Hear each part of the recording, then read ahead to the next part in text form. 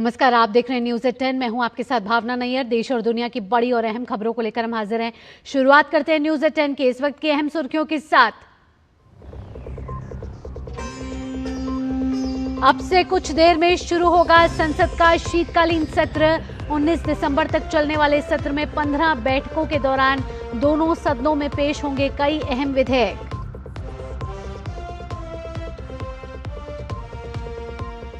जम्मू कश्मीर के शोपियां समेत 8 स्थान पर एनआईए की छापेमारी जारी। व्हाइट कॉलर टेरर मॉड्यूल के मास्टरमाइंड मौलवी इरफान और आमिर रशीद का घर भी शामिल।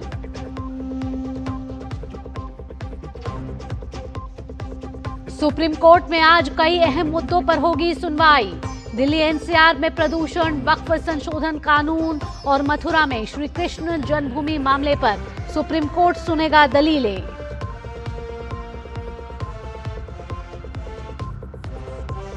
टेस्ला के सीईओ इलॉन मस्क ने H-1B वीजा कार्यक्रम का किया बचाव।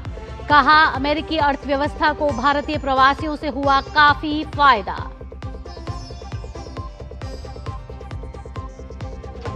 और अमेरिकी राष्ट्रपति डोनाल्ड ट्रंप ने रूस के साथ शांति वार्ता को बताया संतोषजनक। कहा, समझौते का ये बेहतरीन मौका। ट्रंप के स्पेशल दूत स्टीव विटकॉफ अगले हफ्ते होंगे रूस में। और अब खबरें विस्तार से। आज से संसद के शीतकालीन सत्र की शुरुआत हो रही है। 19 दिसंबर तक चलने वाले इस सत्र के दौरान कुल 15 बैठकें होने वाली है। इस दौरान दोनों सदनों में सरकार की ओर से करीब 10 अहम विधेयक पेश किए जा सकते हैं। इन विधेयकों में परमाणु ऊर्जा, उच्च शिक्षा, कॉरपोरेट नियम और रक्षा बाजार से जुड़े सुधार शामिल हो सकते हैं। सत्र के पहले दिन लोकसभा और राज्यसभा दोनों सदनों के कामकाज को देखें तो लोकसभा में 3 बड़े विधेयक पेश होंगे।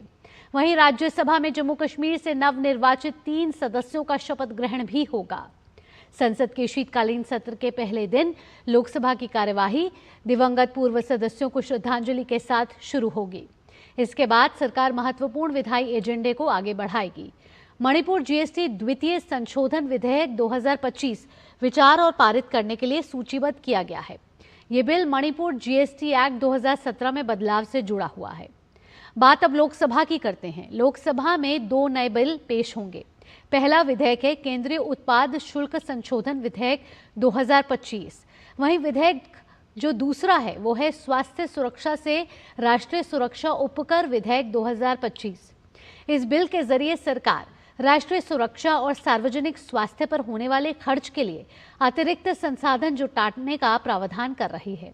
इसके तहत विशेष वस्तुओं के निर्माण में उपयोग होने वाली मशीनों और प्रक्रियाओं पर उपकर लगाया जाएगा। सदन में वित्त वर्ष 2025-26 के पहले अनुपूरक अनुदान मांगों का विवरण भी पेश किया जाएगा। विपक्ष के रुख को देखें तो तमाम मुद्दों पर गतिरोध के आसार नजर आ रहे हैं, जिनमें एसआईआर, नेशनल हेराल्ड केस और नेशनल सॉन्ग वंदे मातरम जैसे मुद्दे सबसे अहम दिख रहे हैं।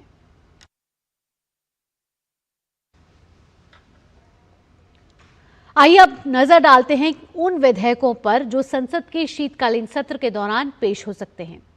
सबसे पहले विधेयक की बात करें तो परमाणु ऊर्जा विधेयक, कॉरपोरेट कानून संशोधन विधेयक 2025, प्रतिभूति बाजार संहिता विधेयक 2025, इसके साथ साथ बीमा कानून संशोधन विधेयक भी पेश और पारित करने के लिए रखा जा सकता है। इसके साथ साथ विधायी कामकाज की बात करें तो कुछ और महत्वपूर्ण विधेयक हैं, जिसमें भारतीय उच्च आयोग विधेयक और राष्ट्रीय राजमार्ग संशोधन विधेयक, इसके साथ साथ निरसन एवं संशोधन विधेयक, तो शिक्षा से जुड़ा भी विधेयक शामिल है।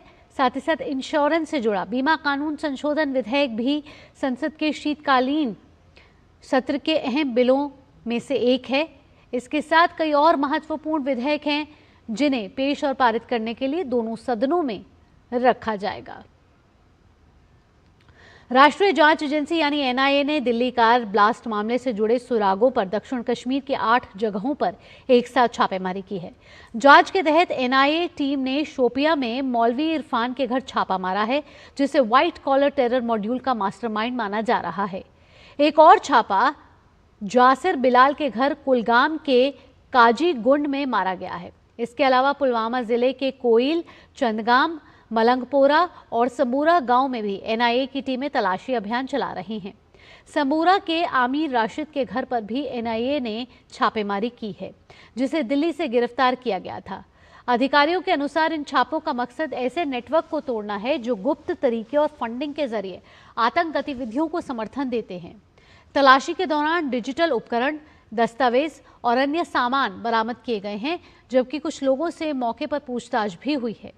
एनआईए इस मामले की जांच जारी रखे हुए है ताकि ब्लास्ट और व्यापक टेरर फंडिंग नेटवर्क से जुड़े और लिंक सामने आ सके। पश्चिम बंगाल में चल रहे मतदाता सूची के विशेष गहन पुनरीक्षण के बीच राज्य के special role observer Subrata Gupta ने आज बातचीत के दरवाजे खोल दिए हैं। सीईओ कार्यालय की ओर से जारी बयान में साफ कहा गया है कि किसी भी राजनीतिक दल, संगठन या व्यक्ति को अगर एसआईआर को लेकर कोई शिकायत या आपत्ति है तो वह सीधे ऑब्जर्वर से मिल सकता है। आज सुबह 11:30 से दोपहर 1:30 बजे तक सीईओ कार्यालय की तीसरी मंजिल के कॉन्फ्रेंस रूम में मुलाकात का समय तय किया गया है। सत्तारूढ़ पार्टी जहां एसआईआर के मुद्दे पर लगातार हमलावर है, वहीं ऑब्जर्वर की यह पहल राजनीतिक तौर पर बेहद अहम मानी जा रही है। चुनावी जिम्मेदारी मिलने के बाद सुब्रत गुप्ता कल फाल्टा का दौरा कर लौटे और उसी के तुरंत बाद ये घोषणा हुई। उधर भाजपा विधायक दल का प्रतिनिधिमंडल आज विपक्ष के नेता शुवेंदु अधिकारी की अगुवाई में दोपहर 12:30 बजे तक सीईओ कार्यालय पहुंचकर अपनी बात रखेगा।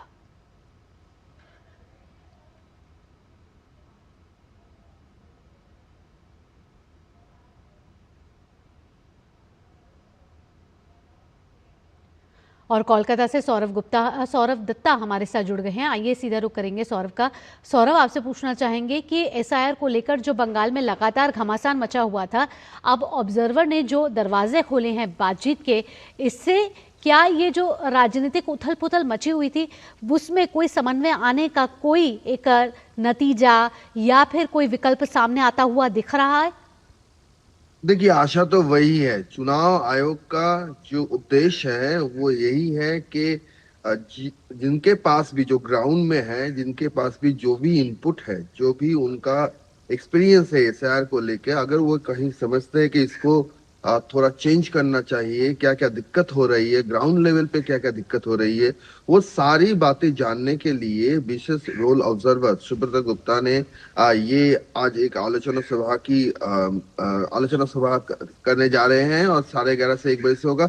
और आप देख सकते हैं कि इसमें से पॉलिटिकल पार्टीज भी नहीं है। जो ऑर्गेनाइजेशन पॉलिटिकल पार्टीज के अलावा यहाँ पे जो ऑर्गेनाइजेशन है, जो एनजीओज है, जो सिविक बॉडीज है, यहाँ तक के जो व्यक्ति विशेष है, वो भी अपना जो भी उनको एसआईआर के बारे में कहना है वो स्पेशल रोल ऑब्जर्वर को मीट करके वो बात कह सकते हैं। क्योंकि स्पेशल रोल ऑब्जर्वर का इसीलिए वहाँ यहाँ के लिए नियुक्त किया है निर्वाचन सदन ने, ताकि एसआईआर को लेके बंगाल में जो हालात है, क्या है ग्राउंड सिचुएशन, लोग क्या कह रहे हैं, सबसे ज्यादा जरूरी बात यह है आम आदमी में एसआईआर को लेके क्या ओपिनियन है, क्या उनका क्या कहना है इस एसआईआर प्रोसेस को लेके।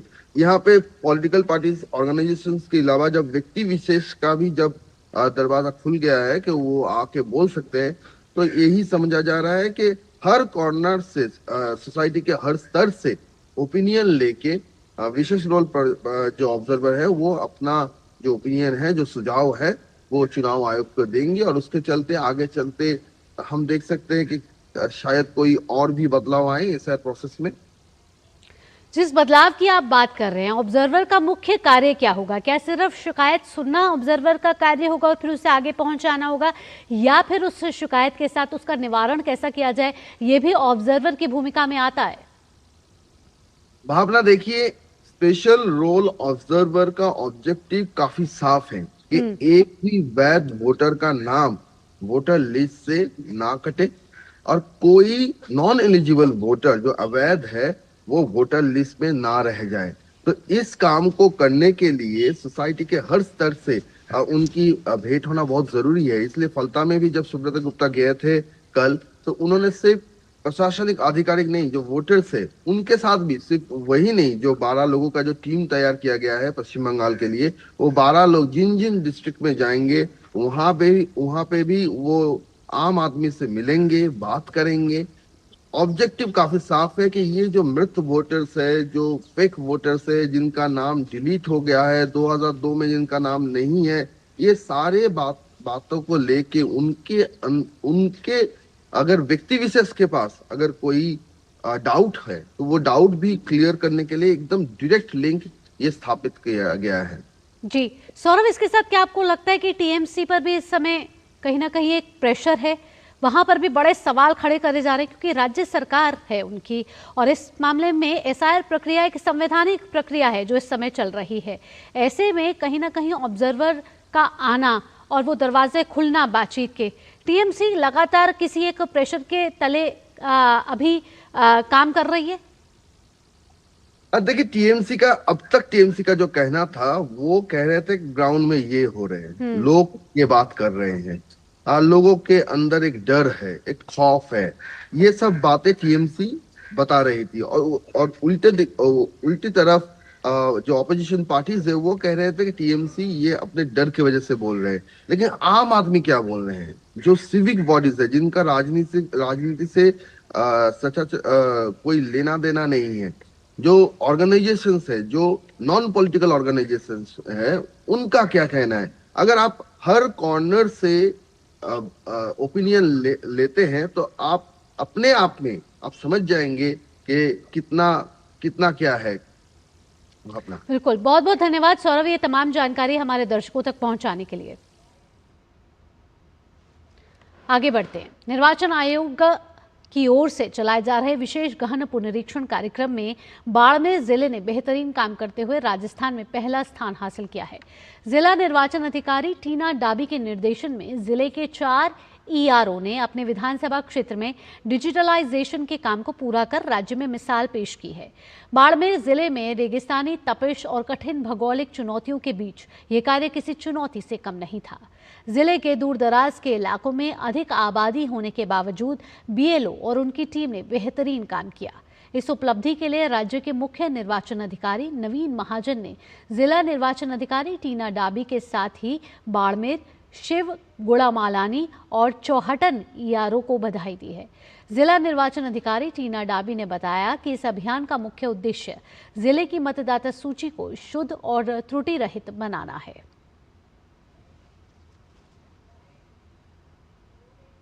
एसआईआर प्रक्रिया जो कि 12 राज्यों में चल रही है, उसी भांति राजस्थान और बाड़मेर ज़िले में भी चल रही है। और मुझे बताते हुए बहुत खुशी हो रही है कि बाड़मेर ज़िले ने समय सीमा से पूर्व ही एन्यूमरेशन फॉर्म डिजिटाइजेशन, जो कि आपको समझाएं तो एन्यूमरेशन फॉर्म जो ईएफ फॉर्म कहते हैं, जैसे उसे डिस्ट्रीब्यूट करना, फिर उसे मतदाता से कलेक्ट करना, उसकी डिटेल्स को ऑनलाइन करना, उस फॉर्म को ऑनलाइन करना, वो प्रक्रिया टाइमली पूरी कर ली, 100% पूरी कर ली।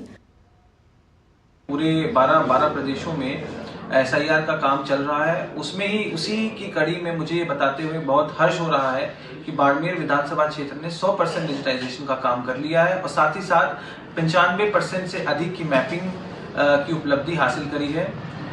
इसमें सीओ सर नवीन सर का मार्गदर्शन, कलेक्टर महोदय टीना मैम का गाइडेंस और मेरे सारे एईआरओस, सुपरवाइजर्स और बीएलओस की कड़ी मेहनत है, जिन्होंने रात दिन एक करके इतना अच्छा उत्कृष्ट काम करके दिखाया है। और आइए आगे बढ़ते बात कर लेते हैं सुप्रीम कोर्ट में आज होने वाली कई मामलों पर अहम सुनवाई की, जिसमें दिल्ली एनसीआर में बढ़ रहे प्रदूषण पर सुनवाई होने वाली है। इस सुनवाई के दौरान देखा जाएगा कि प्रदूषण कम करने के लिए तत्काल और दीर्घकालिक कौन से ऐसे उपाय किए जा सकते हैं। 27 नवंबर को ही सुप्रीम कोर्ट ने इस मामले पर सुनवाई के दौरान वायु गुणवत्ता पर चिंता जाहिर की थी। कोर्ट ने कहा था कि दिल्ली एनसीआर में हवा की गुणवत्ता की समस्या गंभीर है और इसे तुरंत हल करने की दिशा में ठोस कदम उठाने की जरूरत है। चीफ जस्टिस सूर्यकांत ने प्रदूषण के मामले पर नियमित सुनवाई की जरूरत पर जोर देते हुए कहा था कि अक्सर दीपावली के समय प्रदूषण से संबंधित मामलों पर सुनवाई होती है, लेकिन उसके बाद ये मामला ही गायब हो जाता है, जबकि ऐसे मामलों में निरंतर निगरानी और नियमित सुनवाई आवश्यक है ताकि ठोस और प्रभावी निर्णय लिए जा सके। इसके साथ ही वक्फ संशोधन कानून के खिलाफ दायर याचिकाओं पर भी आज सुप्रीम कोर्ट में सुनवाई है। All India Muslim personal law board AIMIM के नेता असदुद्दीन ओवैसी और कई अन्य लोगों ने भी सभी वक्फ संपत्तियों के अनिवार्य पंजीकरण की समय सीमा बढ़ाने की मांग करते हुए शीर्ष अदालत का रुख किया है। इससे पहले सुप्रीम कोर्ट ने मामले की प्रारंभिक सुनवाई के दौरान अपने अंतरिम आदेश में कानून के कुछ प्रावधानों के लागू होने पर पूर्ण रूप से रोक लगा दी थी। हालांकि शीर्ष अदालत ने पूरे कानून पर रोक लगाने से इनकार कर दिया और इसके पक्ष में संवैधानिकता की पूर्व धारणा को रेखांकित किया है।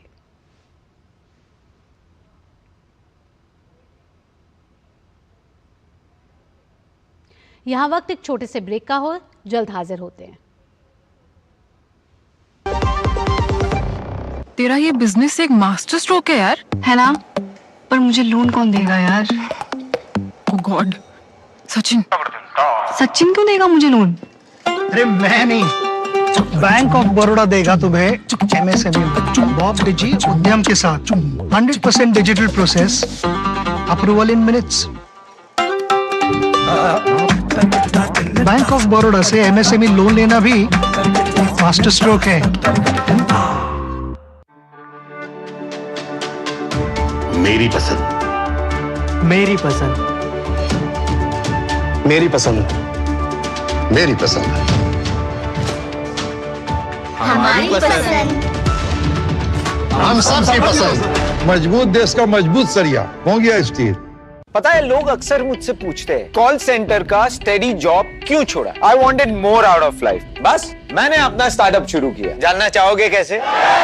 Then start up your own business as an LIC agent. यहाँ सब कुछ है, great products, zero investment, leading organization and unlimited opportunities. तो क्या आप तैयार हैं? LIC एजेंट बनो, अब बड़ा सोचो। हमारी वेबसाइट पर जाएं या अपनी नजदीकी LIC शाखा से संपर्क करें। ब्रेक के बाद आपका न्यूज़ एट 10 में स्वागत। आगे बढ़ेंगे। मथुरा की श्री कृष्ण जन्मभूमि और शाही ईदगाह मस्जिद मामले पर सुप्रीम कोर्ट आज सुनवाई करेगा। लंबे समय से चल रहे इस मामले में अभी तक वाद बिंदु तय नहीं हो सका है। कोर्ट फिलहाल हिंदू पक्ष की ओर से दायर याचिकाओं पर लगातार सुनवाई कर रहा है। तो सुप्रीम कोर्ट में इस मामले पर भी आज एक अहम सुनवाई होने वाली है, जिसमें श्री कृष्ण जन्मभूमि मामले पर यह अहम सुनवाई है। इस पर अब तक वाद बिंदु तय नहीं हुआ है। हिंदू पक्ष की ओर से दायर याचिकाओं पर लगातार सुनवाई चल रही है।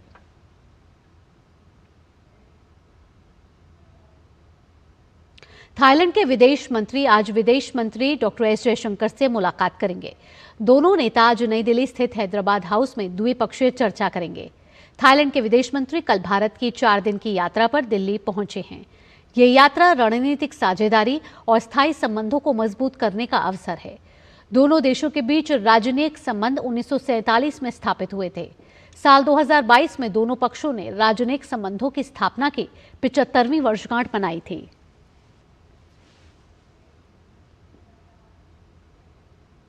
हर साल 1 दिसंबर यानी आज का दिन विश्व एड्स दिवस के रूप में मनाया जाता है। ये दिन केवल एक तारीख नहीं बल्कि HIV एड्स के खिलाफ एक विश्वव्यापी संघर्ष का प्रतीक है। इस दिन का उद्देश्य HIV के साथ जी रहे लोगों को सहायता प्रदान करना, साथ ही उन्हें आज की दुनिया में HIV के साथ जीने के बारे में शिक्षित करना है। विश्व एड्स दिवस के अवसर पर आज स्वास्थ्य और परिवार कल्याण मंत्री JP नड्डा राष्ट्रीय स्तर के एक आयोजन का नेतृत्व करेंगे। इसका उद्देश्य HIV की रोकथाम, उपचार, देखभाल और भेदभाव उन्मूलन के लिए राष्ट्रीय प्रतिक्रिया को आगे बढ़ाने के लिए सरकार की अटूट प्रतिबद्धता की पुष्टि करना है। ये कार्यक्रम सरकारी नेताओं, विकास भागीदारों, युवा प्रतिनिधियों, सामुदायिक अधिवक्ताओं, एड्स से पीड़ित लोगों और अग्रिम पंक्ति के स्वास्थ्य कार्यकर्ताओं को एक साथ लाना है। इस कार्यक्रम के दौरान नाको के राष्ट्रीय मल्टीमीडिया पहल के अंतर्गत एक नई अभियान वीडियो श्रृंखला का शुभारंभ किया जाएगा। इस कार्यक्रम में एक विशेष लाइव संगीत प्रदर्शन भी होगा, जिसका विषय प्रारंभिक जांच, उपचार का पालन और आत्मविश्वास के साथ जीवन जीना है। ग्रामीण विकास मंत्री शिवराज सिंह चौहान आज नई दिल्ली में सरस आजीविका मेले का शुभारंभ करेंगे। ग्रामीण विकास मंत्रालय ने जानकारी दी है कि देश भर के 25 राज्यों से स्वयं सहायता समूहों की लगभग 3000 लखपति दीदियां इस मेले में भाग लेंगी। मेले में खाने के कुल 62 स्टॉल लगाए जाएंगे, जिसमें से 50 में ताज़ा भोजन परोसा जाएगा और 12 स्टॉलों में प्राकृतिक खाद्य उत्पादन उपलब्ध रहेंगे। मंत्रालय ने बताया है कि मेले में हरियाणा, अरुणाचल प्रदेश, महाराष्ट्र, केरल, असम, उत्तर प्रदेश, उत्तराखंड, गोवा और गुजरात भाग लेंगे। मेले में दिल्ली और आसपास के शहरों से आए लोग 500 से ज्यादा व्यंजनों का लुत्फ उठा लेंगे। मेले में देश की खाद्य विविधता देखने को मिलेगी। मेला आम जनता के लिए 9 दिसंबर तक सुबह 11:30 बजे से रात 9:30 बजे तक खुला रहेगा। आइए अब बात कर लेते हैं चक्रवात दितवाह की, जिसमें कमजोर होकर गहरे दबाव में अब ये परिवर्तित हो गया है। ये तूफान फिलहाल कुडालोर से लगभग 90 किलोमीटर पूर्व में, कराईकाल से 130 किलोमीटर उत्तर पूर्व में, पुदुचेरी से 90 किलोमीटर पूर्व में और चेन्नई से 140 किलोमीटर पूर्व में केंद्रित है। यह उत्तरी तमिलनाडु और पुदुचेरी के तटों से लगभग 80 किलोमीटर दूर केंद्रित है। इसके उत्तरी तमिलनाडु से पुदुचेरी तक लगभग समांतर ओर से बढ़ने और कल सुबह धीरे धीरे कमजोर होने की संभावना है। ये कुछ घंटों में दक्षिण पश्चिम बंगाल की खाड़ी से 40 किलोमीटर और उत्तरी तमिलनाडु पुदुचेरी के तट से कम 20 किलोमीटर की दूरी पर केंद्रित होगा। कराईकाल और चेन्नई में डॉपलर वेदर रडार के माध्यम से इस पर नजर रखी जा रही है। चेन्नई, एन्नोर, कट्टुपुली, पुदुचेरी, कुडालोर, नागपट्टिनम, कराईकाल, पंबन और थूथुकुडी पोर्ट पर पोर्ट सिग्नल चेतावनी नंबर 3 जारी कर दिया गया है। पोर्ट सिग्नल चेतावनी नंबर 3 का अर्थ ये है कि बंदरगाह तूफानी मौसम के खतरे में है, जिसमें लगभग 40 से 50 किलोमीटर प्रति घंटे की गति से चलने वाली हवाएं शामिल हैं।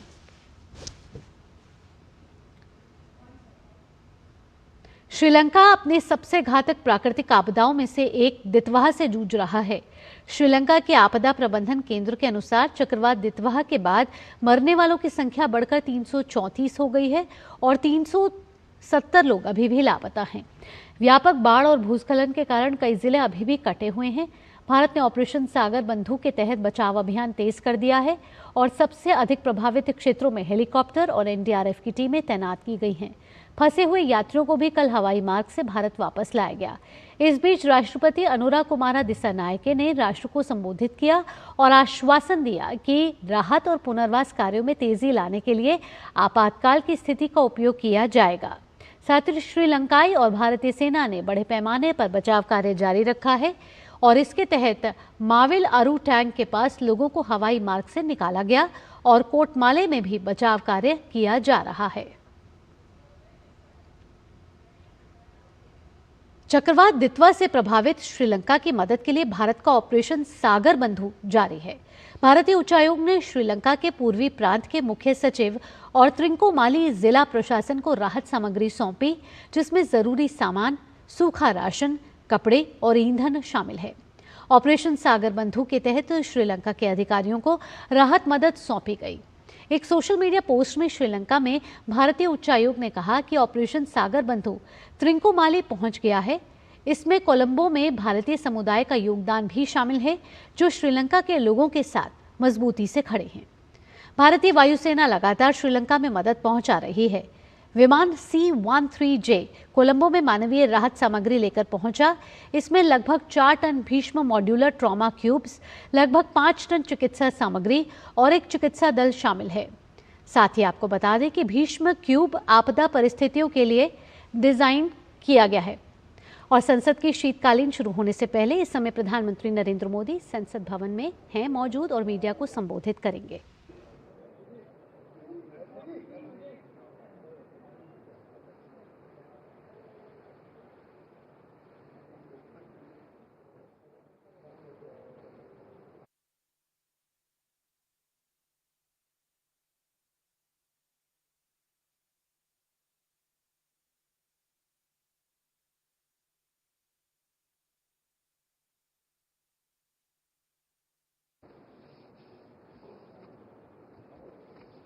आप भी मौसम का मजा लीजिए।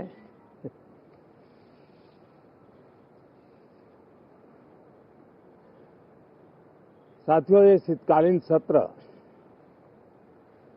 ये सिर्फ कोई रिचुअल नहीं है। राष्ट्र को प्रगति की ओर तेज गति से ले जाने के जो प्रयास चल रहे हैं, उसमें ऊर्जा भरने का काम ये शीतकालीन सत्र भी करेगा, ऐसा मेरा पूरा विश्वास है। भारत ने लोकतंत्र को जिया है, लोकतंत्र के उमंग और उत्साह को समय समय पर ऐसे प्रकट किया है कि लोकतंत्र के प्रति विश्वास और मजबूत होता रहता है। गत दिनों बिहार में जो चुनाव हुए उसमें भी मतदान के जो विक्रम हुआ है वो लोकतंत्र की सबसे बड़ी ताकत है। माताओं बहनों की जो भागीदारी बढ़ रही है ये अपने आप में एक नई आशा, नया विश्वास पैदा करती है।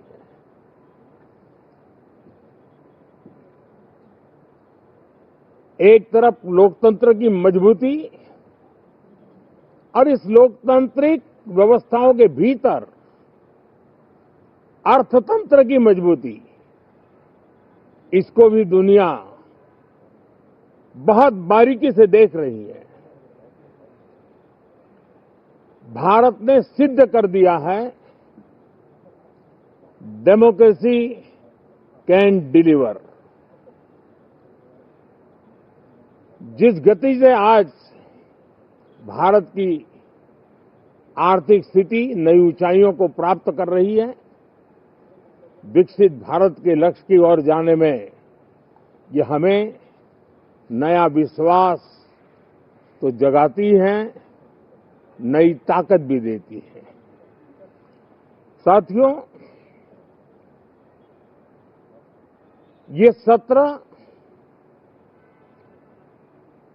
संसद देश के लिए क्या सोच रही है, संसद देश के लिए क्या करना चाहती है, संसद देश के लिए क्या करने वाली है, इन मुद्दों पर केंद्रित होनी चाहिए। विपक्ष भी अपना दायित्व निभाएं, चर्चा में ऐसे मुद्दे उठाएं, मजबूत मुद्दे उठाएं, पराजय के निराशा में से बाहर निकल करके आए। और दुर्भाग्य है कि एक आध दो दल तो ऐसे हैं कि वो पराजय भी नहीं पचा पाते। और मैं सोच रहा था बिहार के नतीजे इतना समय हो गया है तो अब थोड़ा संभल गए होंगे, लेकिन कल जो मैं बयानबाजी सुन रहा हूं उनकी, तो उसे लगता है कि पराजय ने उनको परेशान करके रखा है। लेकिन मेरा सभी दलों से आग्रह है कि शीतकालीन सत्र में पराजय की बौखलाहट का वो मैदान नहीं बनना चाहिए और ये शीतकालीन सत्र विजय के अहंकार में भी परिवर्तित नहीं होना चाहिए। बहुत ही संतुलित तरीके से जिम्मेवारी के साथ जनप्रतिनिधि के रूप में देश की जनता का हमसे जो हमें दायित्व दिया है और हमसे जो अपेक्षाएं हैं उसको संभालते हुए हम आगे के लिए सोचें, जो है उसको कैसे अच्छा कर सकें। अगर बुरा होता है तो उसमें सटीक टिप्पणी कैसे कर सके ताकि देश के नागरिकों का भी ज्ञानवर्धन हो। ये मेहनत का काम जरूर है लेकिन देश के लिए करना चाहिए। और मैं आशा करता हूं,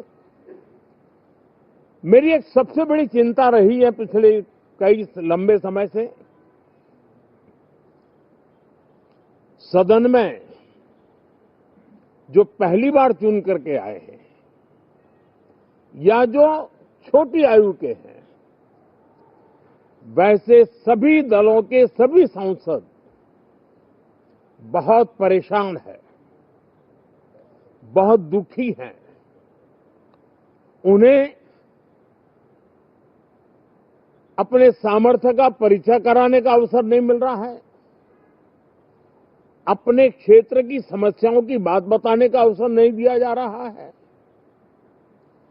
राष्ट्र के विकास की यात्रा में भागीदार बनने के लिए वो अपनी कुछ बात बताना चाहते हैं, उस पर भी रोक लगा दी जा रही है।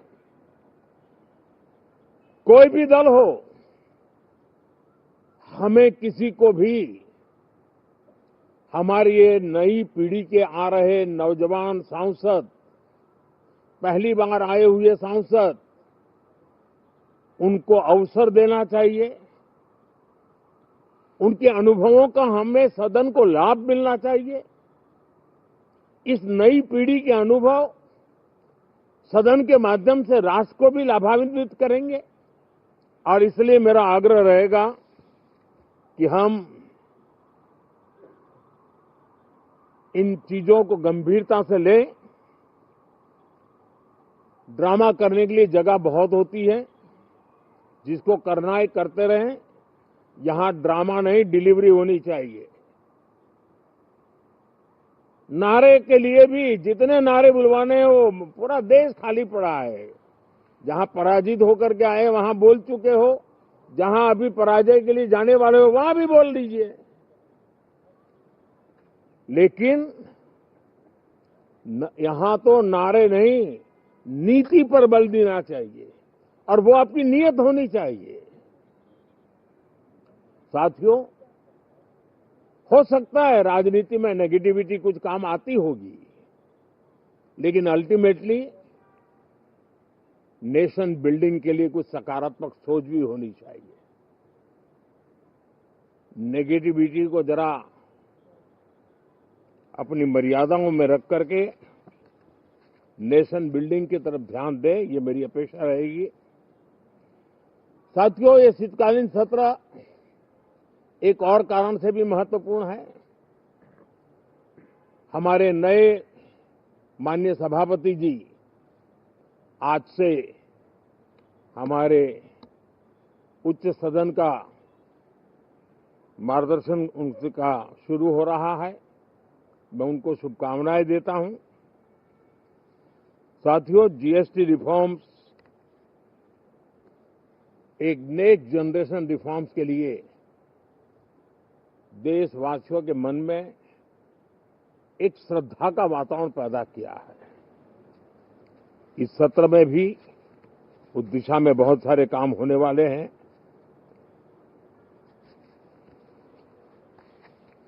हमारे देश का एक हमारे मीडिया के मित्र कभी अगर एनालिसिस करेंगे तो उनको ध्यान में आएगा कि पिछले कुछ समय से हमारे सदन को या तो चुनावी का वार्मिंग अप के लिए उपयोग किया जा रहा है, या तो पराजय की बौखलाहट करने को निकालने के लिए उपयोग किया जा रहा है।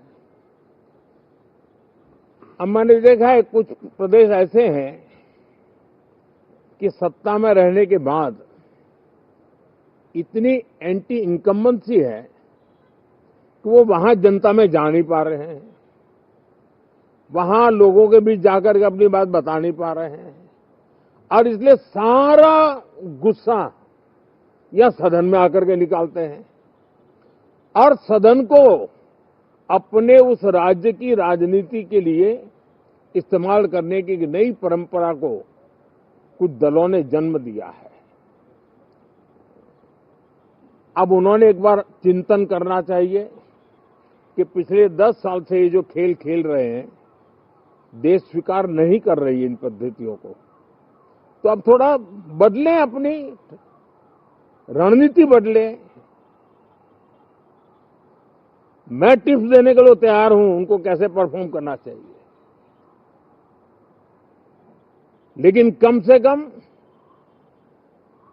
सांसदों के हकों पर तराप मत लगाइए, सांसदों को अभिव्यक्ति का अवसर दीजिए, अपनी निराशा और अपने पराजय पे सांसदों को बलि मत बनाइए। मैं आशा करता हूं कि इन जिम्मेवारियों के साथ हम सब चले, लेकिन मैं देश को विश्वास देता हूं कि राष्ट्र प्रगति की राह पर चल पड़ा है, राष्ट्र नई ऊंचाइयों को पार करने की दिशा में आगे बढ़ रहा है और ये सदन भी उसमें एक नई ऊर्जा, नया सामर्थ्य भरने का काम करेगा। इसी विश्वास के साथ बहुत बहुत धन्यवाद। संसद के शीतकालीन सत्र की शुरुआत से पहले प्रधानमंत्री नरेंद्र मोदी ने मीडिया को संबोधित किया, जहां प्रधानमंत्री ने कई बड़ी बातों का जिक्र किया।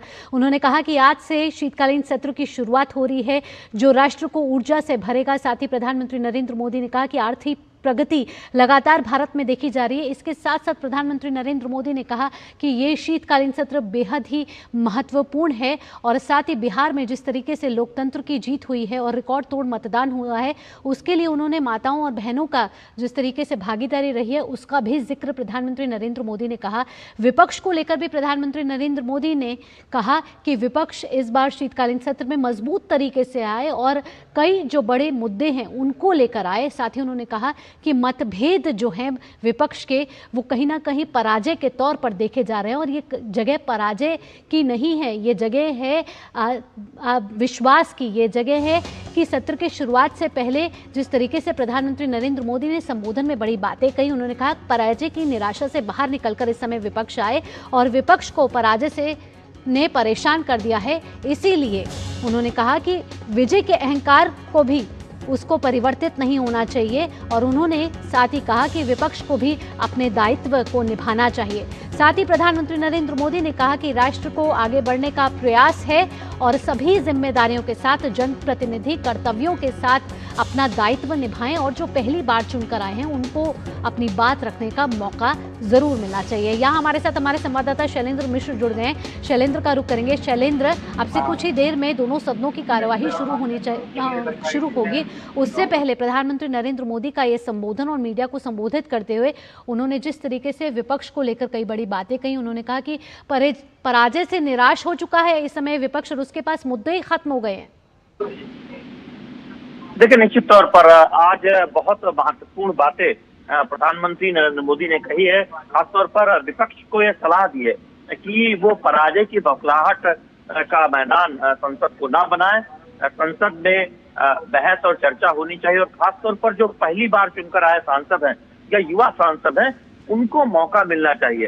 संसद सत्र जो हमारा देश तेजी से प्रगति कर रहा है उसमें सत्र का एक अहम योगदान हो, सत्र उसमें मदद करे, इस बात पर ध्यान देना चाहिए। प्रधानमंत्री नरेंद्र मोदी ने ये भी कहा कि बीते कुछ समय से ये ऐसे देखने को मिल रहा है कि जनता के बीच इस तरह की एक एंटी इनकम्बेंसी है विपक्षी दलों को लेकर कि वो जनता के बीच अपनी जाकर बात नहीं कह पा रहे हैं और वो संसद में नारेबाजी करते हैं।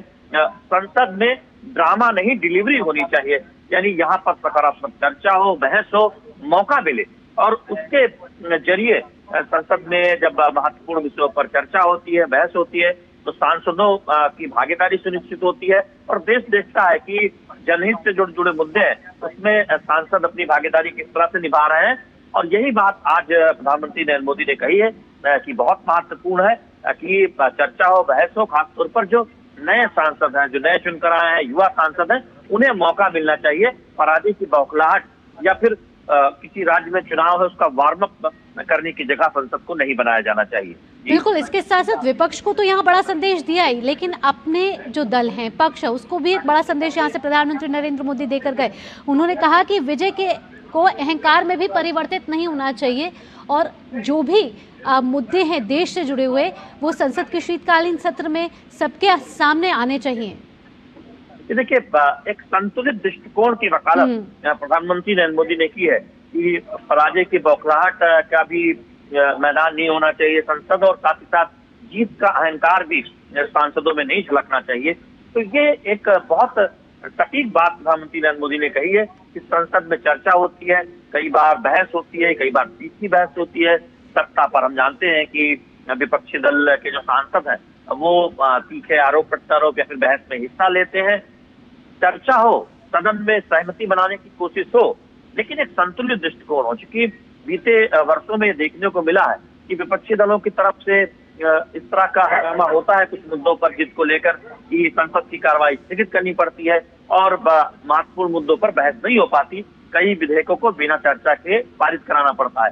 तो वो स्थितियां ना आए, जो जिम्मेदारी है सांसदों की या फिर राजनीतिक दलों की संसद के प्रति, वो निभाते दिखे और देश देखे कि आगे का भारत कैसा हो। उसमें संसद के जो सत्र हैं वो अपनी महत्वपूर्ण जिम्मेदारी निभा रहे हैं।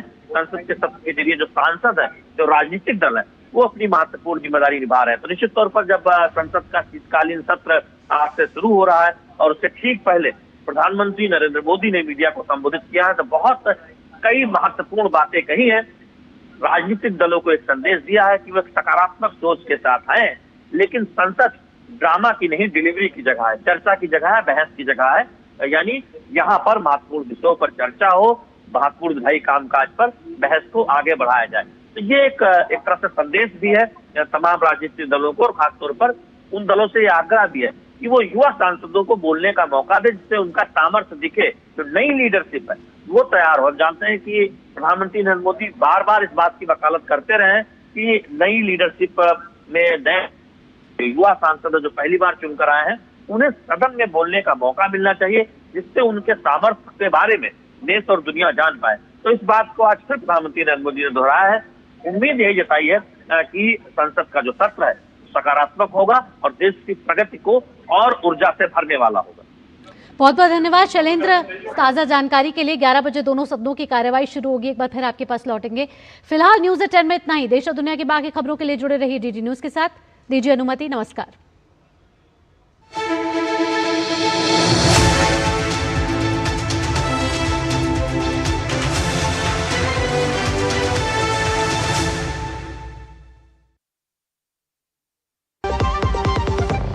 हमने 2:30 में सोचा था।